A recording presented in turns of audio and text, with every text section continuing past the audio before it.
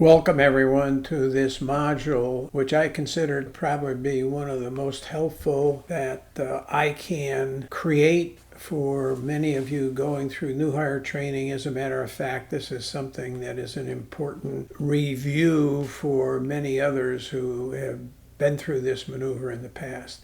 This will be on an engine failure at a very specific point of V1, VR, and extremely low visibility, minimum low visibility for takeoff. Now, with that, I want you to understand too that this is a simple engine failure. When you have this condition that you may have in training, it may be more serious with a severe engine damage, a fire, any of those considerations, which will not negate what I'm going to be talking about here in terms of a severe engine failure. An engine fire would have some different aspects to it. We can cover those kinds of things at later modules. But an engine failure or a severe engine damage, what I'm about to cover here would be the same for both of those situations and conditions. I want to emphasize that handling this situation really requires a knowledge of technique. There may be several techniques. I'm going to teach one here that has worked in all my years of training and for me personally in this particular situation. Now, the one thing that I really want to cover here is that this would be a very rare real-life event where you have an engine failure precisely at V1 VR while still on the runway. And I want to emphasize that makes this you're on the runway and you must safely get the aircraft airborne off of the runway. And there are some circumstances here that are really important about being able to do that, which is what I'm going to cover. Now, what isn't an unusual situation or is more likely to happen is you may have an engine failure after you're airborne between V1, VR, and V2, or sometime after you're airborne. Now, keep in mind that what I'm going to cover here is where V1 and VR are very close to one another. Recognize in some takeoff situations, what I'm going to cover here is going to be even more critical, because obviously, as you know, there are times where you have a V1 that is well below VR. When I say well below, it could be 5 knots, it could be as much as 10, 12 knots. So this makes that particular situation even more critical. Now the thing is, even though it's a rare real-life event, this must be performed to proficiency for qualification during training at, I believe it would be any airline, certainly the airlines that I was involved in. And that is making this takeoff safely at the lowest of visibilities for takeoff. And of course now they're really low, down around 500, 300 RVR. So there's something very unique weather conditions that you have to deal with in this failure on the runway, and we'll cover those. I want to make a couple of remarks about this too. One of the things here that is very much a unique nature in this maneuver.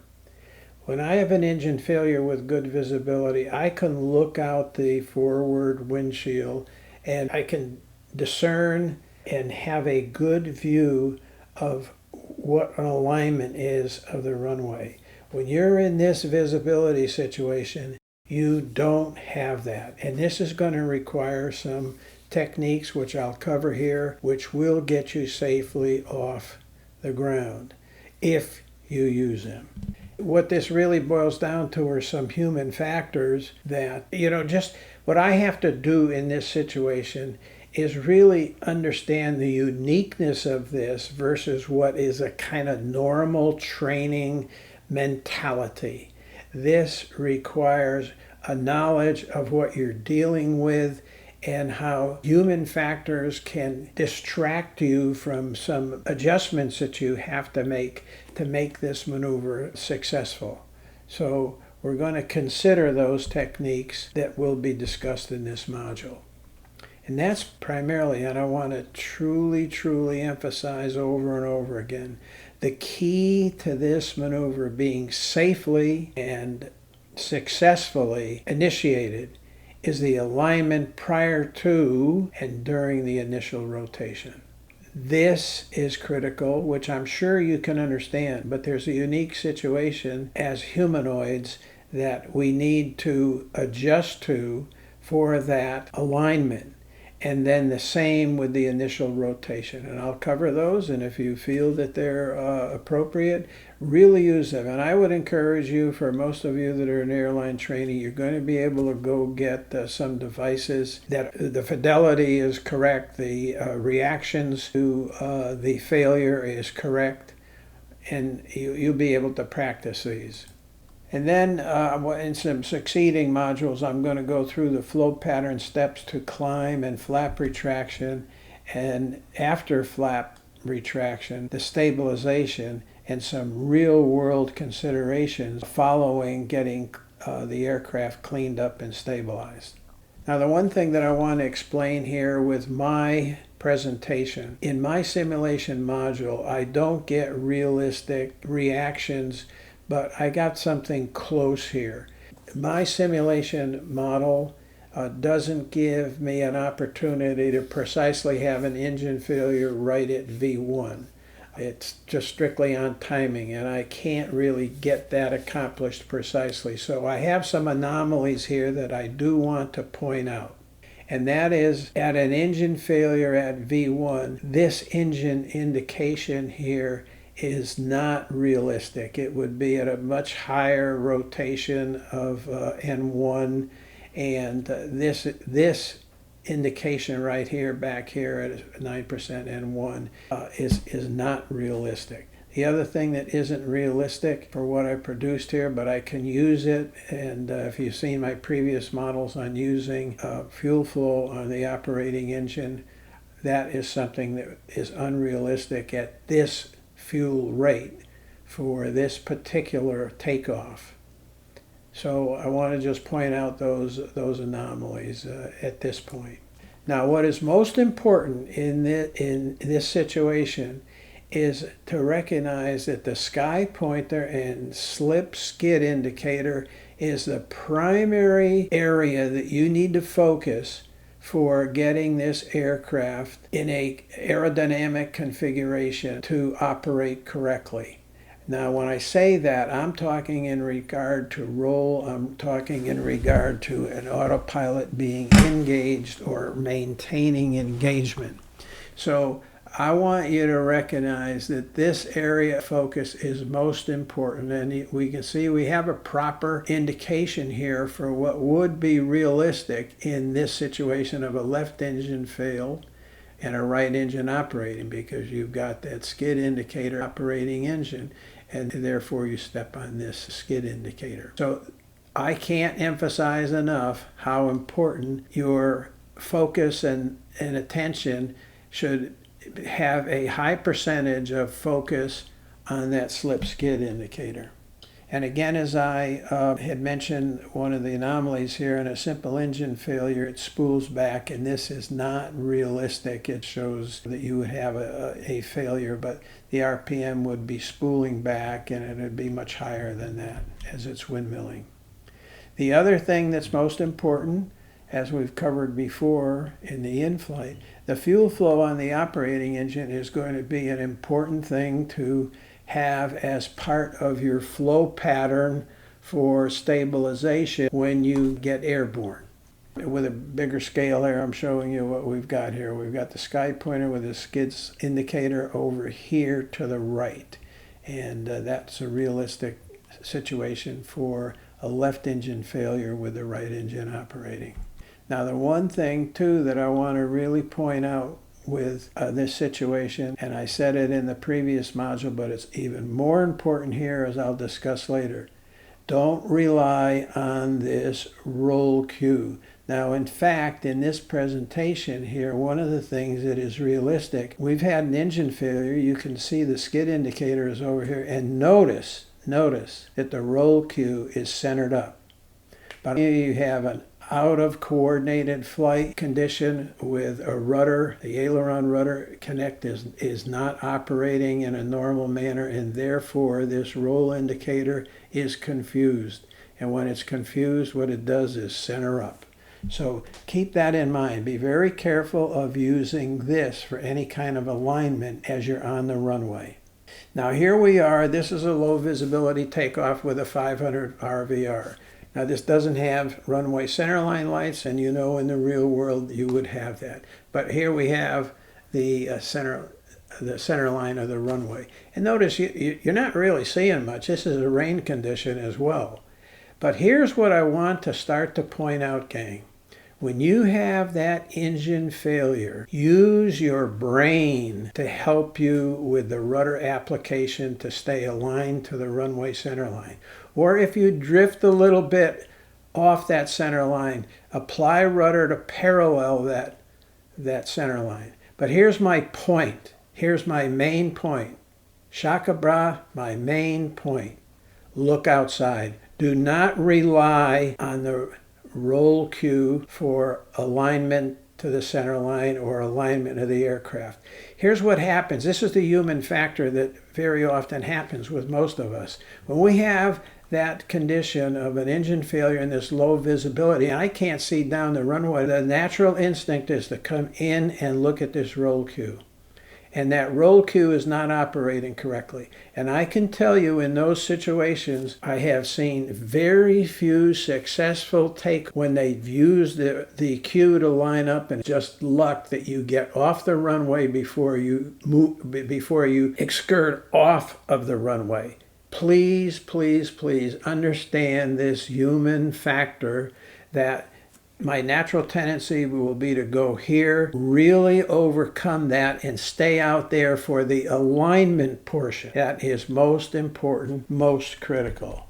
So as I go into this, and notice I try to really emphasize, stop the lateral drift. And you stop the lateral drift visually. If you try and do it here, I can almost assure you that you're going to go off the runway.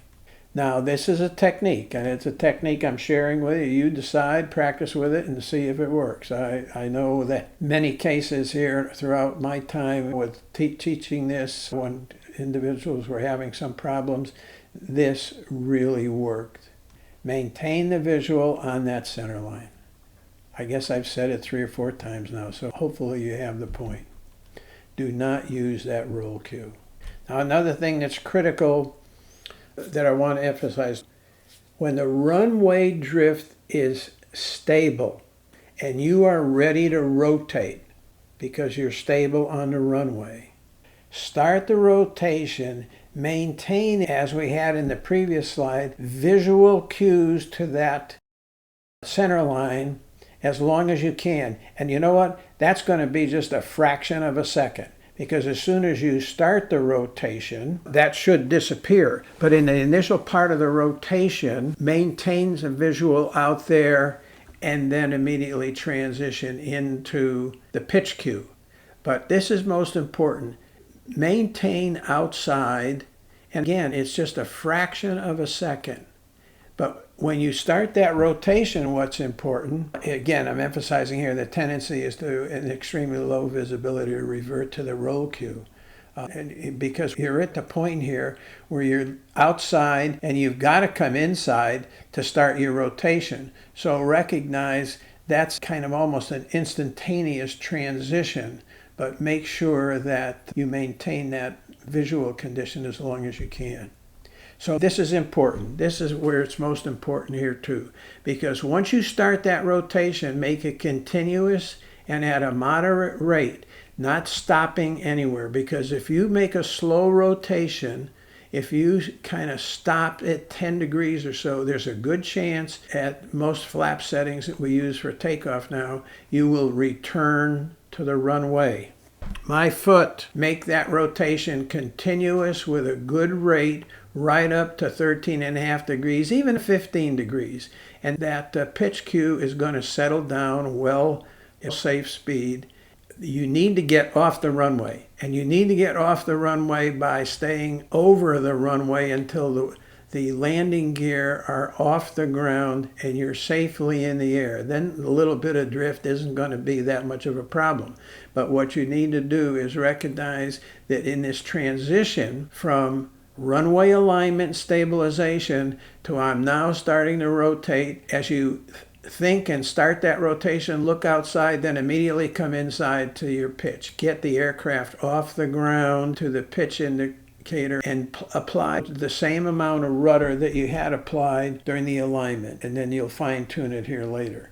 Do not stop that continuous rotation. I've covered the problems with it, because if you don't get up there to 13.5 degrees, chances are you're going to return to the runway, especially if it's a combination of a very slow rotation. Oh, the engine's failed here. I can't be normal about this. I have to be ginger about it. No, make a normal rotation and hold that rudder initially once you're in the air to what was applied during the rotation.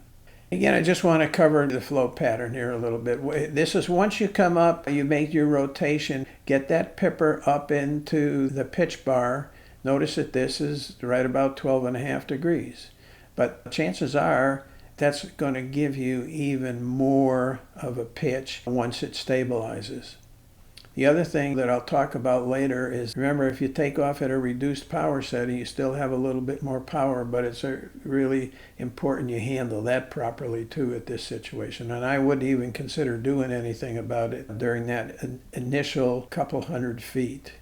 So when you have a positive rate of climb and it's confirmed, and you make sure you confirm it too on your vertical speed indicator, raise the gear, note the skid displacement, and then start to make an adjustment with your foot pressure. You can start to apply some foot pressure to start to center that skid indicator. But here's when it starts to get most important. Note the operating engine fuel flow. And in most cases, you're going to see at some of these reduced power settings, even some that are a little bit higher, it's going to be somewhere around 5, maybe at the most 7 units. And what you're going to do is reach back to the rudder control, and I've got this emphasis here, you don't have to look, stay focused here. I should be able to braille my way back to the rudder control and do it just on feel. Trim to relieve the foot pressure roughly to the units of fuel flow. And you are going to be able to have a good flying aircraft at that point, even to the point that if you get that skid and sky pointer aligned, you now will have a much more reliable roll cue. Do not rely on that roll cue. At this particular point, rely for heading on your nav display. If you got a magenta line there, that's the thing to rely on more so than here in this kind of condition. And notice how this is still centered up from some of the previous slides here, but look at how far out of aerodynamic symmetric flight this aircraft is.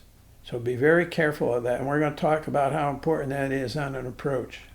All right, gang, this is the end of that particular segment, a failure at low visibility and at V1. The next part is going to be the airborne to flap retraction, the techniques of how to really fine-tune the stabilization of the aircraft for continuing the flight. And then I'm going to throw some real-world considerations and decisions. In training, you don't do that. Very much depends on how your training department handles this, how your FAA allows it. Some of it gets so canned, you're not really learning anything out of it other than to just control the aircraft. But you better start thinking about the human factors of what I'm going to have to do in making some decisions from the point of getting the aircraft safely airborne, identify the problem, start to run the checklist, and then be making some decisions that you have to on getting the aircraft back to the ground. We'll talk about those things. So preparation for landing and the approach considerations, we're going to cover those as well. So anyway, that's it, gang, and I hope some of this stuff is giving you an opportunity to think about some things that you can practice during training, that you can think about applying. And remember, these are techniques that I've learned and I've seen and been taught over the years. They work. But recognize that if your airline has certain procedures and other ways that they're having you handle any situation. That's a priority over anything that I talk about here. Thanks, gang, for your time and attention. God bless you. Keep that little old lady from Pasadena safe. Ciao.